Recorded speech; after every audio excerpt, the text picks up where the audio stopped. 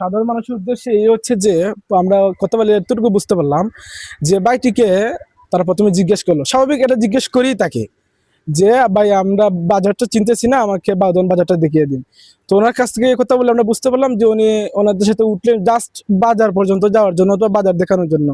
তারপর বাইকে তারা দুইজন ছিল দুই পাশে, দুই পাশে তারা ছুরি ধরায় এবং অস্ত্র ছিল বলছেন যে অস্ত্র। তো উনি হয়তো অস্ত্র অথবা ছুরির মাধ্যমে উনি আতঙ্কিত হয়ে যান, যা কোনো তিনার পর চিৎকার করেন নাই, চিৎকার করেন নাই। তো উনি বলছেন একবার চিৎকার করছিলেন, ওনাদের গ্রামের একজনের বাড়ির সামনে বললেন উনি চিৎকার করছিলেন, তো ওখানে কেউ ছিল না। তারপর উনি আতঙ্কিত হয়ে আর কোন চিৎকার করেন নাই। তারপর ওনাকে স্প্রের মাধ্যমে অজ্ঞান করা হয়। তো ওনার জ্ঞান ফিরে গিয়ে ওই জায়গায়, এই জঙ্গলের মধ্যে, সম্ভবত সাতকতা না, যতটুকু আমরা বুঝতে পেরেছি সাতকতা না, ওই জায়গার মধ্যে জ্ঞান ফিরে। তারপর ওনার সাথে আরো কয়েকজন ছিল ওখানে অপহরণকারী, তো ওনার সাথে আরো কয়েকজন ছিল। তারপর ভাগ্যক্রমে উনি পালিয়ে আসতে পারে সক্ষম হয়েছেন।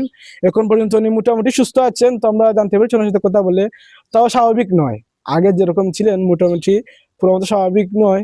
তো সাধারণ আর মানুষের উদ্দেশ্যে না এইরকম একটি ব্যবস্থা নেওয়া দরকার প্রশাসনের কাছে, প্রশাসনের কাছে এবং বর্তমান যে সরকারের কাছে। আপনার কি দাবি? এরকম ঘটনার জন্য আইনগত ব্যবস্থা নেওয়ার। আইনানুগ ব্যবস্থা না তো অবশ্যই।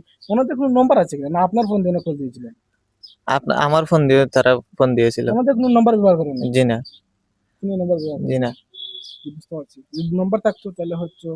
দর্শক, তো আমরা ওনার কাছ থেকে জানতে পারলাম ঘটনার বিস্তারিত বর্ণনা। তো পরবর্তীতে আপনার পরবর্তী আপডেট পেলে আমরা অবশ্যই আপনাদেরকে জানানোর চেষ্টা করব। চুপ রাখুন প্রতিদিনের জগন্নাথপুরের পর্দায়।